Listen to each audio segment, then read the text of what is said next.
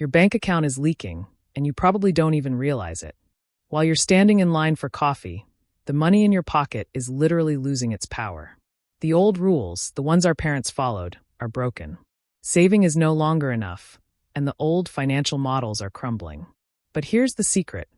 Money isn't just a number. It's a tool for the future you want to build. We've all felt that pit in our stomach at the checkout counter. We hear people whispering about bonds, yields, and impact investing, but it sounds like a foreign language.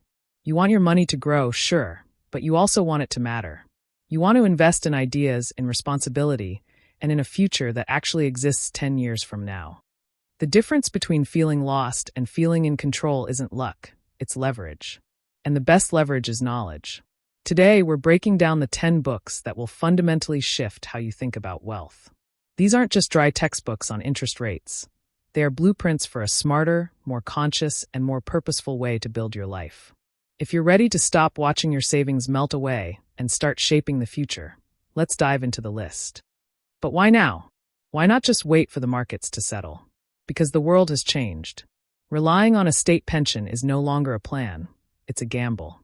Today, taking responsibility for your wealth isn't just about getting rich. It's about autonomy. It's about deciding exactly where your money goes and what kind of future it builds. We're seeing a massive shift toward values-based investing. Returns alone aren't enough anymore. We want to know, is this project sustainable? Is it helping society? In uncertain times, knowledge isn't just power, it's stability. Book number 1 is for the visionary.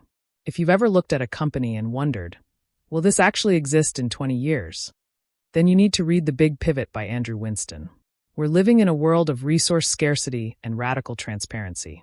The old way of investing, just looking at quarterly earnings, is becoming a trap. Winston outlines 10 practical strategies that companies are using to align with a warming, crowded planet. Why is this a 2026 essential? Because ESG isn't just a buzzword anymore. It's a survival metric. This book teaches you how to spot the companies that aren't just going green, but are fundamentally retooling their DNA to thrive in a changing climate. The takeaway: in 2026, the best strategy is the best investment. If you can see the pivot before the rest of the market does, you're playing a different game entirely. Go with the big pivot if you want to understand the what and where of the future economy. Switch to thinking in bets, Annie Duke. If you're less worried about where the world is going and more worried about how to make better risk-adjusted decisions right now. Book number 2 is for the realist. Because let's be honest, in 2026, the sure thing doesn't exist.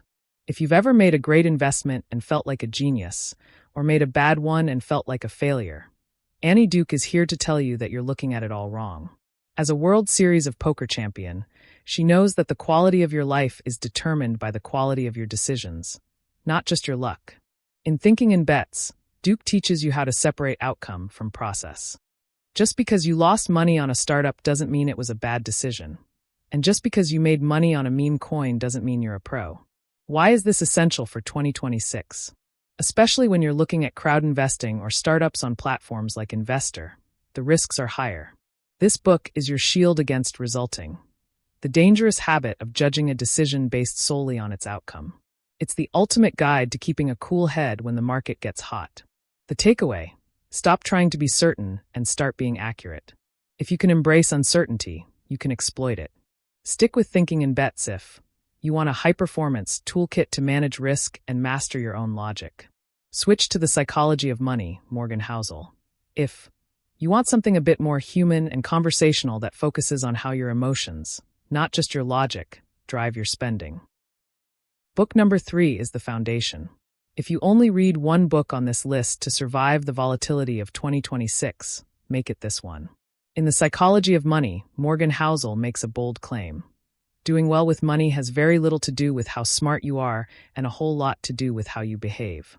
You can be a genius and still go broke if you can't control your emotions.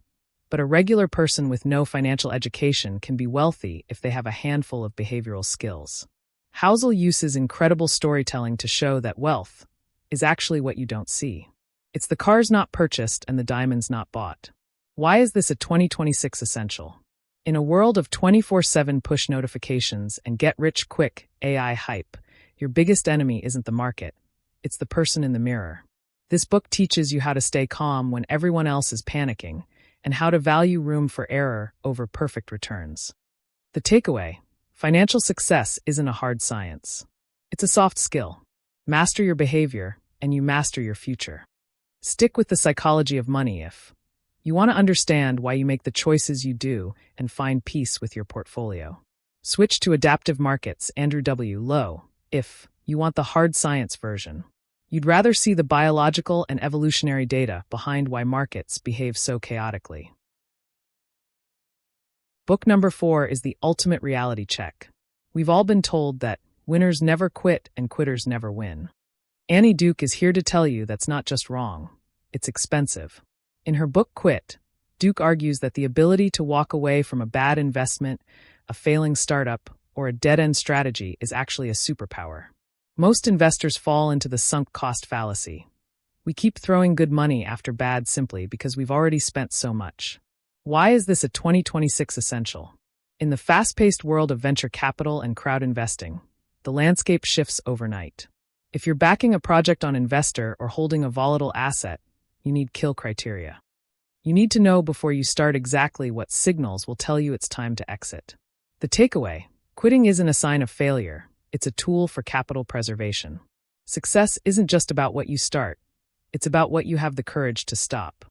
Stick with Quit if you are currently holding an investment or project and aren't sure if you should keep going. Switch back to thinking in bets if you aren't ready to quit anything yet, but you want to build a better framework for making that first bet. Book number 5 is for the deep divers. If you've ever looked at a startup on Investor and wondered, how did they come up with that valuation? Or what does a convertible bond actually mean for me? This is your manual. Mahendra Ramaswamy's The Business of Venture Capital is the industry's gold standard. It's not a collection of inspirational stories. It's a rigorous guide to how VC funds are built, how deals are structured, and how value is actually created before the exit. Why is this a 2026 essential? The easy money era is over. In 2026, successful investing in startups requires a professional-grade understanding of term sheets and portfolio development. Whether you're an aspiring business angel or a retail investor looking at equity crowdfunding, understanding the VC way gives you a massive advantage over the crowd. The takeaway: you don't have to be a fund manager to think like one. When you understand the plumbing of venture capital, you stop picking winners and start building wealth. Stick with the business of venture capital if you want to master the how-to of deal structures and technical equity management. Switch to Richer, Wiser, Happier, William Green, if you'd rather learn from the life stories and philosophical principles of the world's greatest hedge fund managers and investors. Book number 6 is the one that might make you uncomfortable, and that's exactly why you should read it. We've talked a lot about sustainable investing, but let's be real. By 2026, the term ESG has become messy. It's often used as a marketing shield rather than a tool for actual change. In The End of ESG, Phil Graham and Terence Keeley provide a sharp, critical analysis of why the current ESG model is failing both investors and the planet. But this isn't an anti-sustainability book. It's a pro-impact book. The authors argue that if we actually want to solve world problems, we need to stop box ticking and start focusing on measurable, real-world results. Why is this a 2026 essential? As regulation tightens and the market matures, the easy green investments are disappearing. To find true value, you need to understand the flaws in the methodology. This book prepares you to look past the green labels on a brochure and ask the tough questions about where your money is actually going. The takeaway: intentions don't drive returns or change, outcomes do. If you want to invest responsibly, you have to be willing to challenge the status quo. Stick with The End of ESG if you want a critical, high-level debate on how to reform the entire system of impact investing. Switch to The Big Pivot, Andrew Winston, if you want a more on-the-ground, optimistic view of how companies can use sustainability to win in the market. Book number 7 is for the builders. Have you ever noticed how almost every major project, from a kitchen remodel to a high-speed rail, seems to end up late and over budget? Bent Flivjerd is the world's leading expert on mega projects, and in this book, he reveals the data-driven secret to success. His research shows that a staggering 99.5% of large-scale projects fail to meet their initial goals. The few that succeed follow a simple but counterintuitive rule. Think slow, act fast. Why is this a 2026 essential? If you are an investor in real estate, infrastructure, or even a tech startup, your returns depend entirely on project competence. You need to know how to spot the red flags of optimism bias and strategic misrepresentation. This book gives you the formula to evaluate if a project is actually feasible or if it's just a pipe dream. The takeaway: great results aren't born in the execution phase. They are born in the planning phase. If you want to invest in big ideas, you have to understand the science of how they actually get done. Stick with how big things get done if you want to master the practical logic of implementing and evaluating physical or complex business projects. Switch to adaptive markets, Andrew W. Low, if you are more interested in the theoretical models of how financial markets evolve over time. Book number 8 is for the intellectuals. For decades, economists have argued over two extremes. Either markets are perfectly efficient and rational, or they are driven by irrational madness. Andrew Low steps in and says, they're actually both. In adaptive markets, Low introduces the adaptive markets hypothesis. He argues that the market isn't a cold, dead machine, it's an ecosystem. It follows the laws of biology: competition, mutation, and reproduction. Just like animals in the wild, investors and markets evolve to survive. Why is this a 2026 essential? Between the rise of AI-driven trading and the rapid-fire shifts in global crises, the old models are breaking. This book helps you see through the chaos. It shows you how market efficiency changes depending on the environment, meaning an investment strategy that worked in 2024 might be evolutionarily extinct by 2026. The takeaway: the market isn't a math problem to be solved. It's a living system to be understood. If you can adapt your thinking as fast as the market evolves, you'll find opportunities others completely miss. Stick with adaptive markets if you want a complex, scientific deep dive into the why behind market movements. Switch to the psychology of money, Morgan Housel, if you want to understand human behavior without the formulas and neurobiology. Book number 9 is for the philosophers. If you've ever felt like the world is moving too fast and focusing only on the here and now, William McCaskill is about to change your entire perspective. He introduces the concept of long-termism, the idea that the thousands or even millions of people who will live after us matter just as much as we do. Our era is a critical turning point. The decisions we make today regarding technology, AI, and where we direct our capital will echo for thousands of years. Why is this a 2026 essential? Investing is the ultimate act of time travel. When you put money into a project today, you are literally voting for a specific version of the future to exist. In 2026, as we face existential risks and rapid technological shifts, this book provides the ethical compass you need to ensure your impact isn't just a marketing slogan, but a legacy. The takeaway: you aren't just an investor, you are a steward of the future. Wealth is only truly valuable if there is a flourishing world left to enjoy it. Stick with what we owe the future if you want to explore the ethical and moral weight of your actions on a civilizational scale. Switch to the big pivot, Andrew Winston, if you agree with the mission but want to see the specific business strategies and corporate shifts needed to make it happen now. We end our list with the ultimate mentor in book form.